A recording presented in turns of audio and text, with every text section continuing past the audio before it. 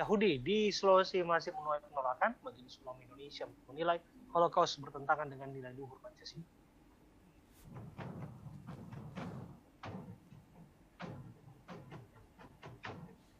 Keberadaan Museum Holocaust di Minahasa, Sulawesi Utara terus menuai sorotan.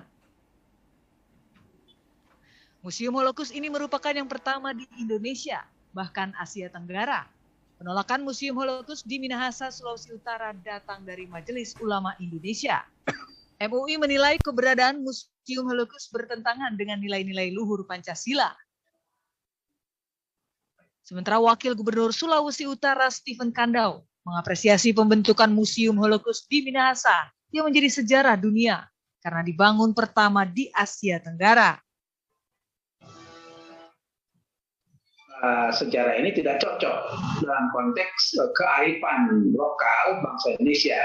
Mestinya yang ditampilkan di Indonesia itu adalah dalam kondisi negara seperti ini adalah sejak yang ada keinginan maksud pemerintah untuk mendiskreditkan kelompok tertentu, agama tertentu, apalagi saudara-saudara kita di Palestina. Semua kita dorong justru kesalahan kekeliruan masa lalu terutama tentang asasi manusia Terkait keberadaan museum tersebut, Forum Kerukunan Umat Beragama Sulawesi Utara mengklaim belum menerima keluhan atas keberadaan pameran Holocaust. FKUB meminta agar setiap kalangan menghargai keberagaman yang selama ini berjalan di Sulawesi Utara.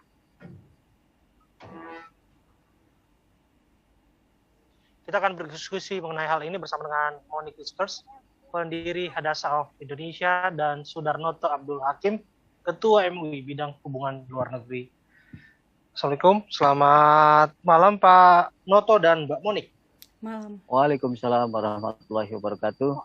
Ya, saya ke Pak Noto terlebih dahulu. Pak Noto masih konsisten ya dengan pernyataan bahwa meskipun baru dibuka selama seminggu, sudah waktunya cepat-cepat ditutup saja museum itu. Ya, insya Allah kami konsisten dengan pandangan kami. Karena pertama, yang pasti begini, peristiwa Holocaust-nya itu adalah peristiwa kejahatan kemanusiaan yang memang kebetulan yang menjadi korban adalah kawan-kawan dari Yahudi di Jerman ya, yang dilakukan oleh Hitler dengan Nazis, dengan Nazinya. Itu sebuah kejahatan yang sangat besar. Dan ya memang terutama kalangan masyarakat Yahudi dan sebetulnya secara khusus pemerintah Jerman sebetulnya yang sangat berkepentingan untuk mengingat-ingat peristiwa Holocaust ini. Tapi kami dari Majelis Ulama menilai bahwa keberadaan museum ya, bukan Holocaust-nya ya, keberadaan Museum Holocaust ini tidak tepat dilakukan di Indonesia. Ya, kita dapat poinnya. Kita ke Mbak Monique. Bagaimana tanggapan Anda bahwa dibangunnya museum ini nggak punya nilai tambah untuk kebangsaan kita? Ya, terima kasih untuk kesempatan yang diberikan kepada saya. Holocaust itu adalah bagian dari sejarah dunia dan sudah diterima oleh banyak negara sebagai salah satu materi edukasi tentang keberagaman, tentang bagaimana toleransi dan anti rasisme. Dan baru-baru ini, tanggal 22 Januari, PBB menetapkan resolusi menolak penyangkalan terhadap negara-negara, terhadap orang-orang yang menyangkali Holocaust itu sendiri. Jadi secara resmi PBB sudah mengadopsi resolusi gitu ya. Nah, resolusi ini adalah untuk memastikan tidak ada yang menyangkal atau menolak Holocaust.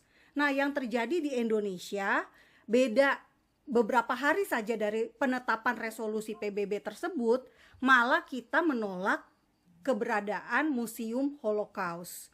Nah, kalau kita lihat tadi dari gambar itu pameran Holocaust selama setahun. Ya.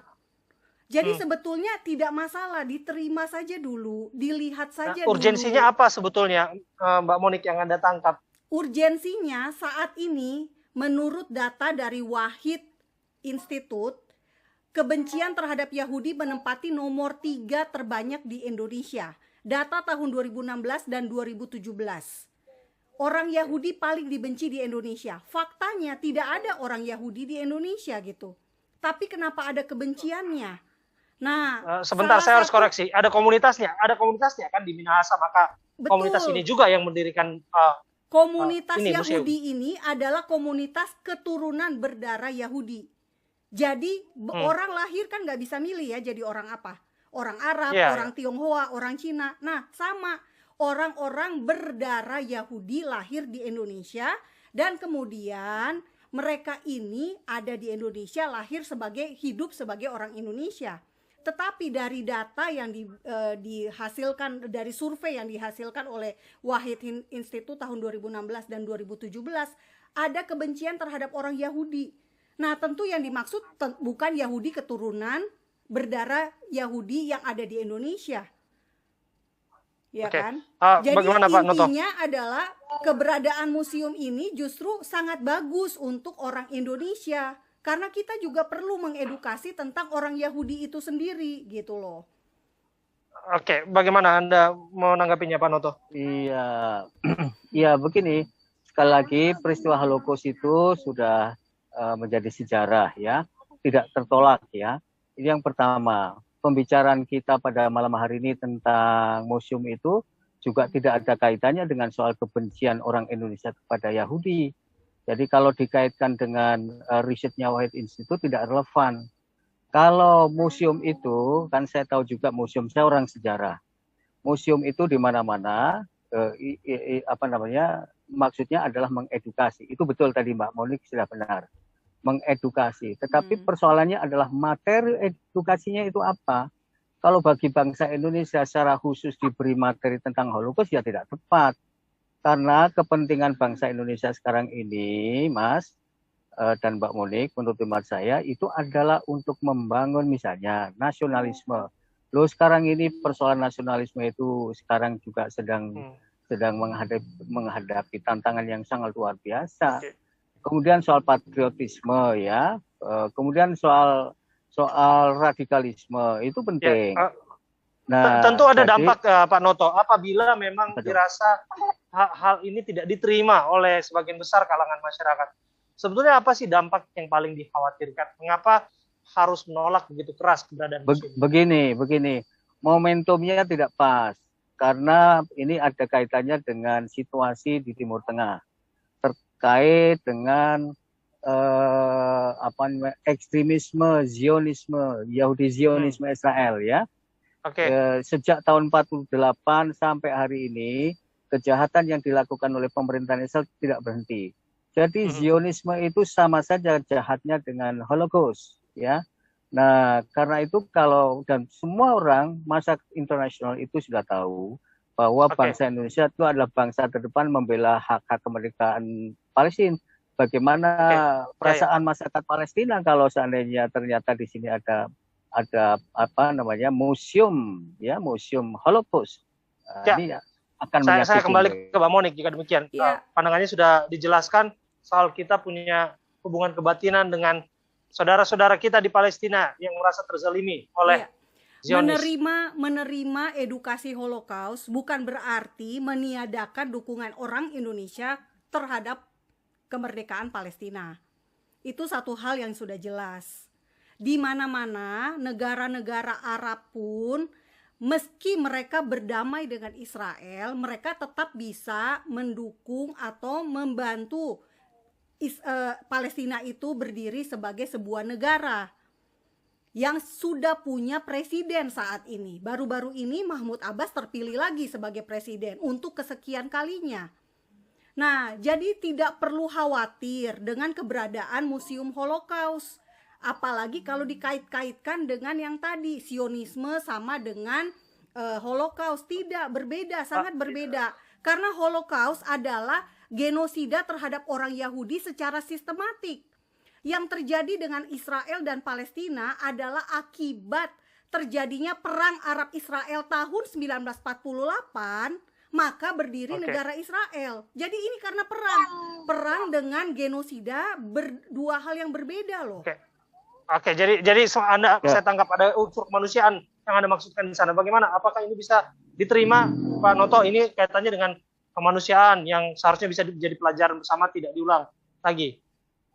Iya, soal kemanusiaan, agama apapun, Islam itu juga menolak adanya genosida, Holocaust, pembunuhan pribadi itu ditolak. Ini persoalannya adalah Holocaust sebagai historical event di Jerman, ya, yang secara langsung sebetulnya melibatkan pemerintahan Jerman pada waktu itu. Nah, kalau ini menjadi pelajaran, saya setuju dengan ini menjadi pelajaran, tapi pelajaran bukan untuk orang Indonesia. Pelajaran bagi mereka yang selalu melakukan kejahatan, itu yang paling penting. Indonesia tidak perlu diingatkan dengan monumen Holocaust. Kalau mau bikin monumen yang terkait dengan membangkitkan upaya nasionalisme bangsa. Jadi soal kemanusiaan ini tidak ini memang menjadi concern kita. Tapi ini adalah monumen. Saya setuju. Monumen bergaya dengan Zionisme tentu berbeda. Tetapi ini Mungkin, ruang politik publik. Kalau boleh saya tambahkan, Mas Abraham, Pak Sudarnoto, Yasser Singkat Arafat, saja Mbak Monik ya, waktu kita sangat terbatas. Yasser Arafat, pemimpin PLO dan presiden pertama Palestina, datang ke Museum Anne Frank di Amsterdam. Anne Frank itu adalah korban Holocaust. Nah, jadi Anda bisa bayangkan. Saya tahu. Oke, jadi Bapak-bapak di jadi sini poin bisa yang Anda sampaikan harusnya kita bisa menerima sejarah itu sebagai sejarah yang kemanusiaan. Biasa, iya, sesuatu yang adanya edukasi Holocaust, adanya kita akan museum tunggu Holocaust seperti apa tindak lanjutnya. Sesuatu yang biasa. Iya, ya, terima kasih. Terima kasih Pak Noto, terima kasih Mbak Muni. Sayang sekali waktu kita terbatas. Lain kesempatan barangkali kita masih punya waktu untuk diskusi mengenai ini. Terima kasih. Diguyur hujan deras disertai angin